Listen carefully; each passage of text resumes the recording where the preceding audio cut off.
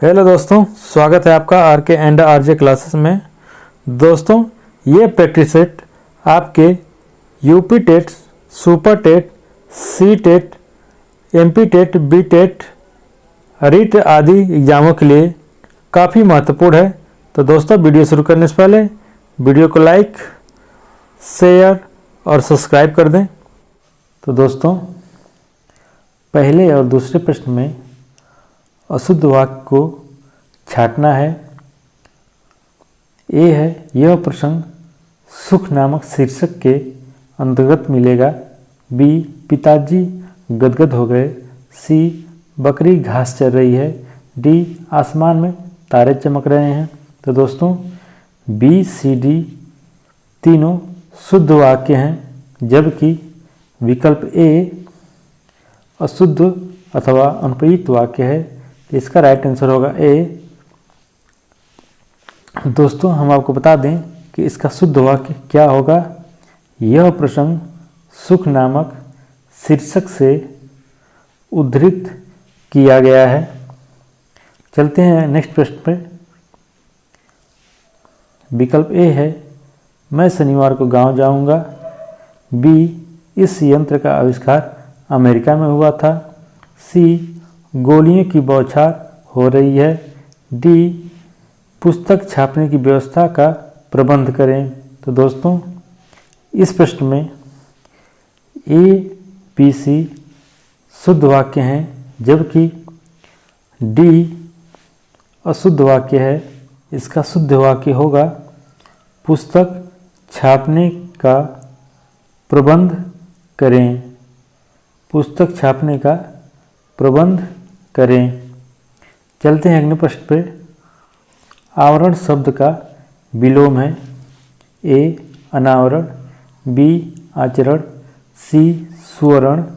D, अवज्ञा। तो दोस्तों, इस प्रश्न का राइट आंसर होगा ए, अनावरण। आवरण का विलोम अनावरण होगा, जबकि आवरण का विलोम निवारण भी हो सकता है। चलते हैं दोस्तों अगले प्रश्न पे। स्वजाति शब्द का विलोम है।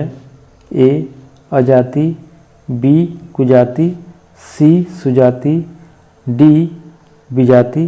तो दोस्तों, इस प्रश्न का राइट आंसर होगा डी, विजाति। डी, विजाति। दोस्तों, अगला प्रश्न है, निम्नलिखित में से कौन सा विपरीतार्थक युग्म सही सुमेलित है। ए, उद्योगी अनुद्यत। B, औरस George. सी, उन्मत्त विमुख। डी, उच्छ्वास अनुच्छिष्ट। तो दोस्तों, इस प्रश्न का राइट आंसर होगा बी, औरस जारज विपरीतार्थक युग्म सही हैं।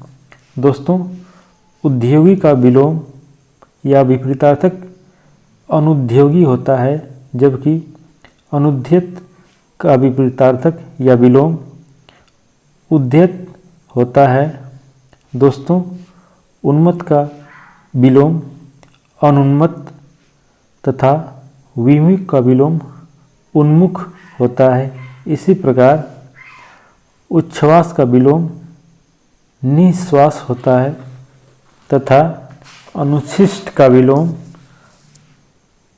उच्छिष्ट होता है। तो दोस्तों, चलते हैं अगले प्रश्न पे। अपव्यय शब्द का विलोम है। ए, अधिव्यय। बी, व्यय। सी, मितव्यय। डी, इनमें से कोई नहीं। तो दोस्तों, इस प्रश्न का राइट आंसर होगा सी, मितव्यय। अव्यय का विलोम मितव्यय होता है, जबकि व्यय का विलोम आय होता है। चलते हैं दोस्तों अगले प्रश्न पे। उपत्यका का विलोम है। ए, पर्वत। बी, घाटी। सी, आदित्यका। डी, विसर्जन। तो दोस्तों, इस प्रश्न का राइट आंसर होगा सी, आदित्यका। सी, आदित्यका। जबकि विसर्जन आह्वान का विलोम है।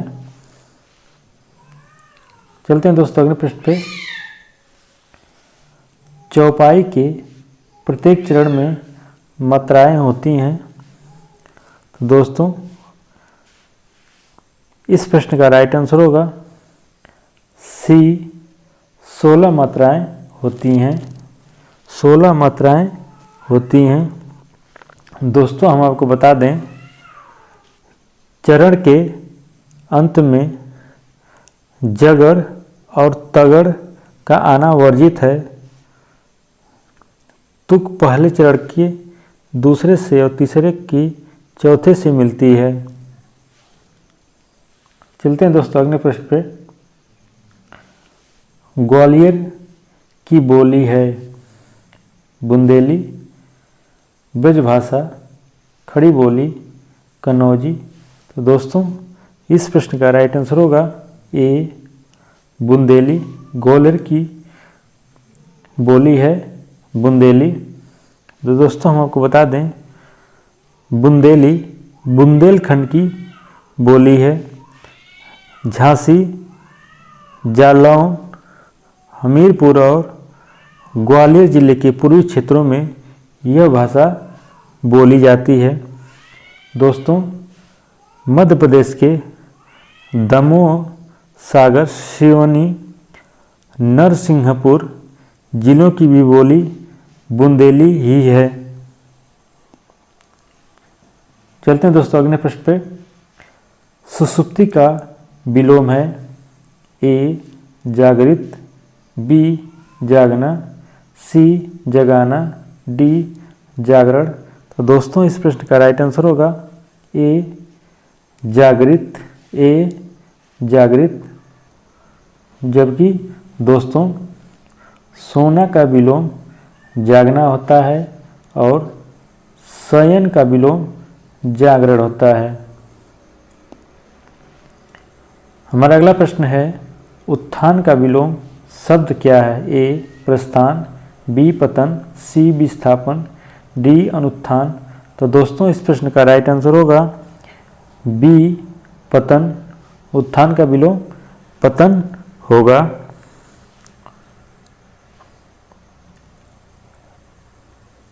अगला प्रश्न है, आधुनिक भारतीय आर्य भाषाओं के उदय के पूर्व आर्य भाषा का कौन सा रूप विद्यमान था?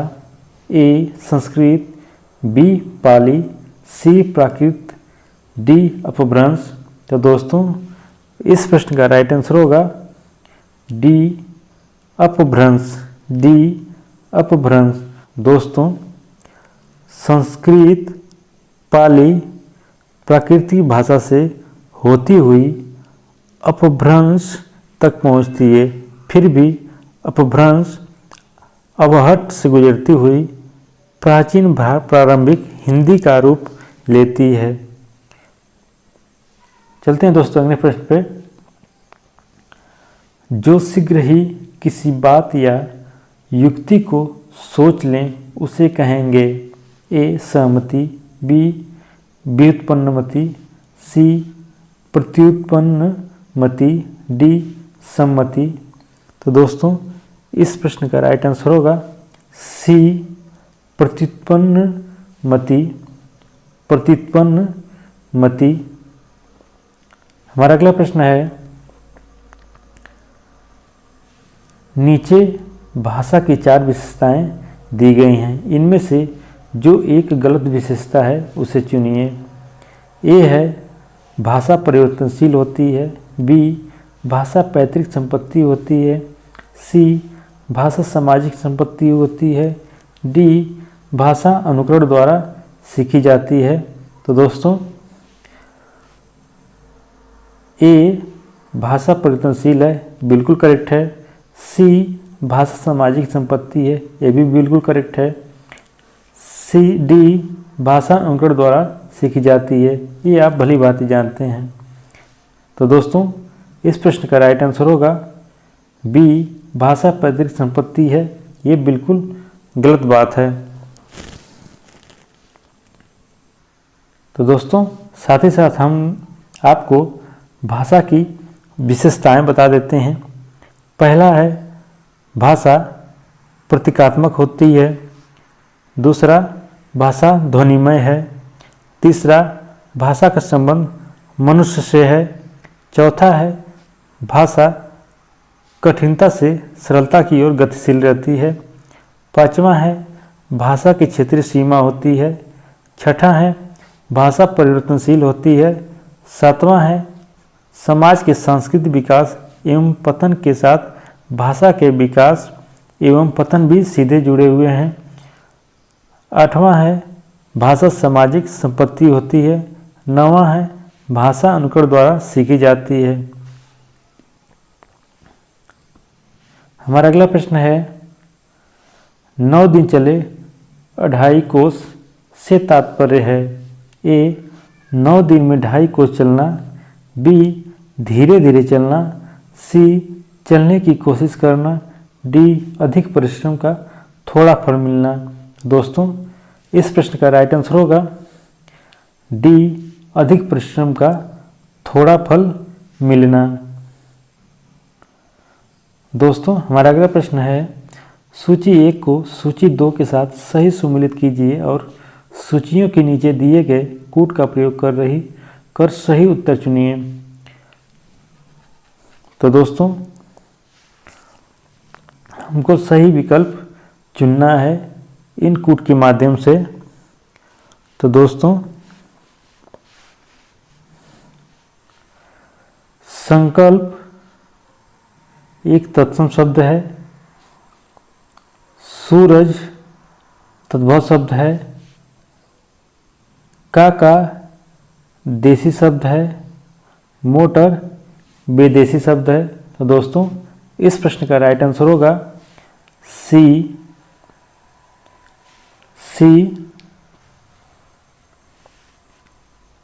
हमारा अगला प्रश्न है अधोलिखित शब्दों में से किस शब्द में तत्पुरुष समास है? ए मुनिवर, बी सुसंग, सी पराधीन, डी तद्चित्त। तो दोस्तों, इस प्रश्न का राइट आंसर होगा सी पराधीन। सी पराधीन में तत्पुरुष समास है। दोस्तों, इसका समास विग्रह दूसरे के अधीन होता है। यह संबंध कारक तत्पुरुष समास के अंतर्गत आता है। हमारा अगला प्रश्न है उपान शब्द का पर्यायवाची है। ए जूता का, बी जोर का, सी जादू का, डी ज्येष्ठ का। तो दोस्तों, इस प्रश्न का राइट आंसर होगा ए जूता का। उपान जूता का पर्यायवाची शब्द है। तो दोस्तों, पादुका, पदत्राण, उपान, पनही, खड़ाऊं इत्यादि जूता के पर्यायवाची शब्द हैं। हमारा अगला प्रश्न है निम्नलिखित में से कौन सा शब्द पुल्लिंग है? ए लगन, बी मीमांसा, सी आहट, डी माधुर्य। तो दोस्तों, इस प्रश्न का राइट आंसर होगा डी माधुर्य। माधुर्य पुल्लिंग शब्द है, जबकि लगन, मीमांसा एवं आहट स्त्रीलिंग शब्द हैं। अगला प्रश्न है इनमें से किस शब्द के पर्यायवाची गलत हैं? ए कमल, जलज, पंकज, सरोज। ये बिल्कुल सही है। बी है पुष्प, कुसुम, फूल, सुमन। इसका है पर्यायवाची शब्द, सही है। सी सरस्वती, गिरा, भारती, वाणी। ये भी सही है। डी सूर्य, दिवस, याम, वासर। तो दोस्तों, इस प्रश्न का राइट आंसर होगा डी। सूर्य का पर्यायवाची दिवस, याम, वासर बिल्कुल गलत है। तो दोस्तों, सूर्य का पर्यायवाची होता है मार्तंड, दिनकर, दिवाकर, भानु, भास्कर, रवि, मरीचि, प्रभाकर, सविता, पतंग, हंस, आदित्य, अंशुमाली इत्यादि हैं। जबकि दिन के पर्यायवाची वासर, दिवस, दीवा, वार हैं। अगला प्रश्न है निम्न में से कौन सा शब्द स्त्रीलिंग नहीं है? ए सुबह, बी दोपहर, सी सांझ, डी दिन। तो दोस्तों इस प्रश्न का राइट आंसर होगा डी दिन, डी दिन। अगला प्रश्न है निम्नलिखित में से कौन सा अस्थायी भाव नहीं है? ए विषाद, बी जुगुप्सा, सी निर्वेद, डी हास।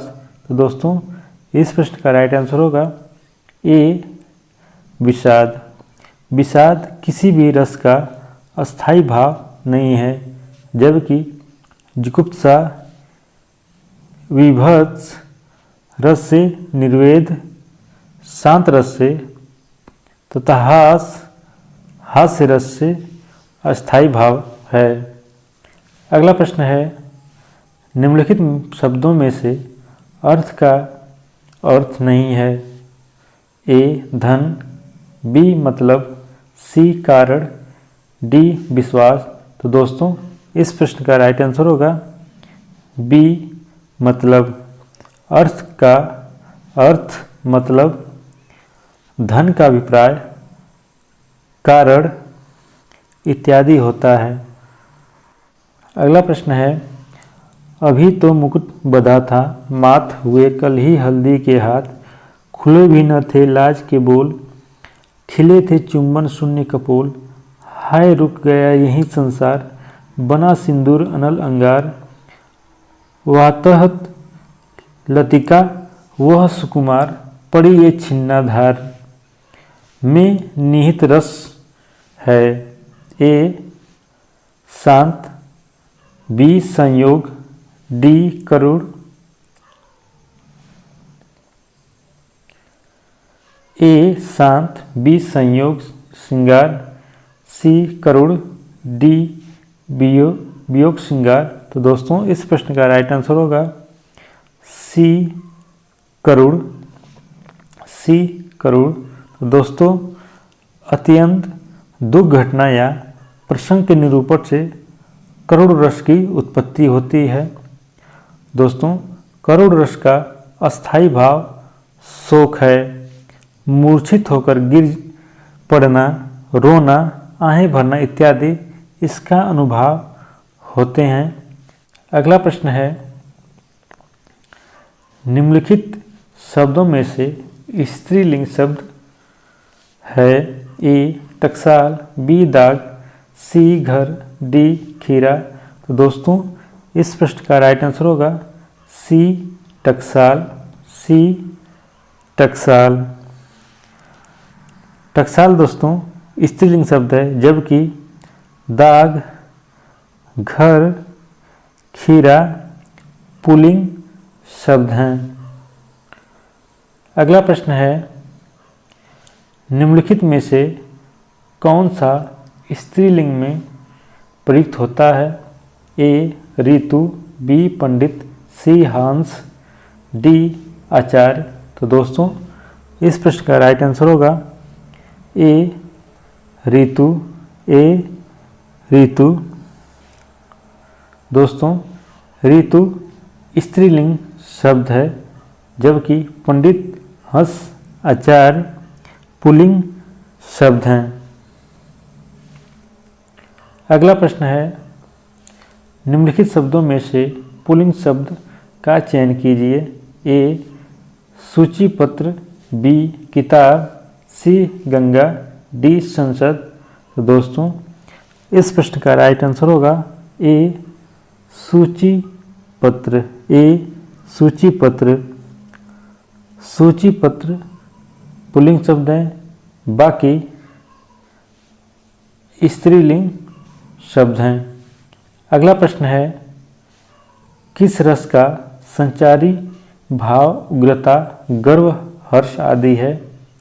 ए श्रृंगार, बी वीर, सी वात्सल्य, डी रौद्र। दोस्तों इस प्रश्न का राइट आंसर होगा बी वीर। वीर रस का स्थायी भाव उग्रता, गर्व, हर्ष आदि होता है। यही परिपक्व होकर उत्साह बनता है। अगला प्रश्न है, निम्नलिखित में से कौन सा शब्द स्त्रीलिंग है? ए हाथी, बी मोती, सी पानी, डी नकेल।